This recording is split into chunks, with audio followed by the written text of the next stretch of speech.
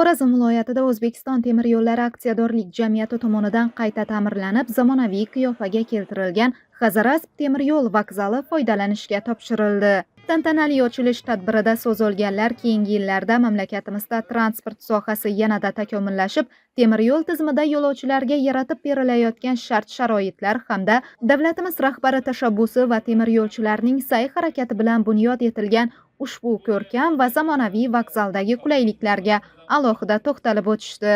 Xazaras temir yo'l vokzalining qayta ta'mirdan chiqarilib, ishga tushirilishi viloyatimiz aholisi uchun, ayniqsa ushbu vokzal xizmatidan ko'proq foydalanadigan Xazaras, Bog'ot, Tuproqqal'a tumanlari fuqarolari uchun munosib sovg'a bo'ldi. Tantanali ochilish tadbiridan so'ng mehmonlar, nuroniylar hamda yo'lovchilar vokzalda yaratilgan sharoitlar bilan yaqindan tanishdilar.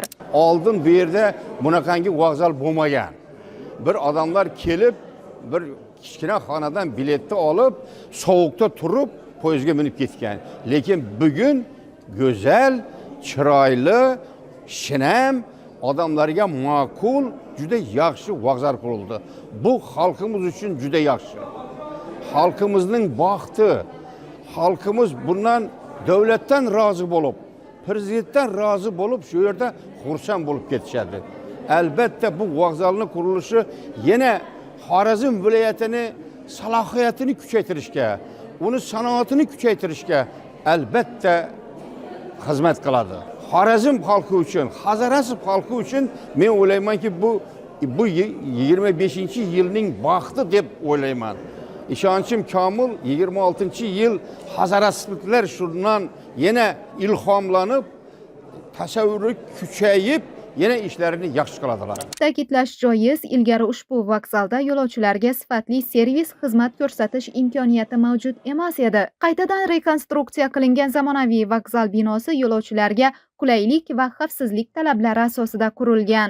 Devor va ustunlar Xorazmning qadimiy me'morchilik an'analariga xos bezatilgan. Prezidentimiz rahnamoligida transportning hamma turlari, havo transporti ham, temir yo'l transporti ham, avtomobil transporti ham rivojlanib borayotir.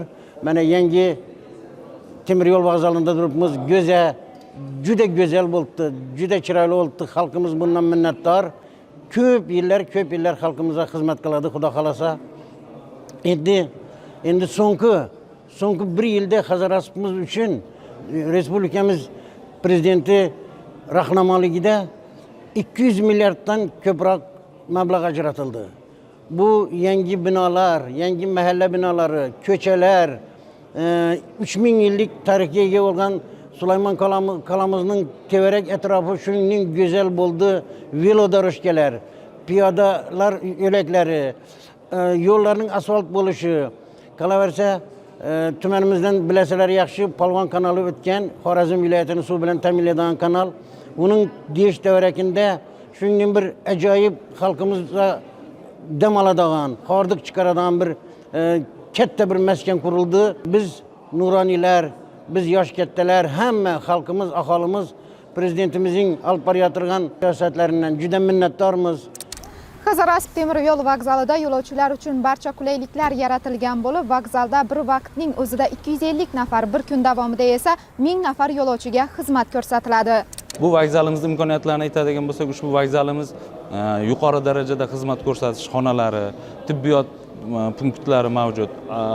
Imkoniyati chegaralangan yo'lovchilarga hojatxonalar mavjud. Undan tashqari ona bolalar xonalari mavjud. Yozning issiq kunlarida zamonaviy sovutish moslamasalari mavjud. Qishning issiq kunlari, sovuq kunlarida mana zamon talablariga mos ravishda isitish tizimlari bilan jihozlangan. Ushbu vokzalda 700 metrdan oshiq platforma qurib mana foydalanishga topshirildi. Oldin yo'lovchilar eski vokzalda 50 tagacha yo'lovchi xizmat ko'rsatardi. Hozir mana ko'rib turibsizlar 250 tagacha chiqdi. Sutkasiga 1000 tagacha yo'lovchiga xizmat ko'rsatish imkoniyatiga ega. Albatta tizimda olib borilayotgan sa'y-harakatlarning barchasi bir maqsad yo'lida. Bu ham bo'lsa yo'lovchilarga sifatli xizmat ko'rsatish, uzog'ini yaqin qilish, ichki qatnovni tez va samarali yo'lga qo'yishdir. Yaqinlashib kelayotgan Yangi yil bayrami arafasida mazkur temir yo'l vokzalining foydalanishga topshirilishi esa Xazaras uchun haqiqiy bayram tuhfasi bo'ldi.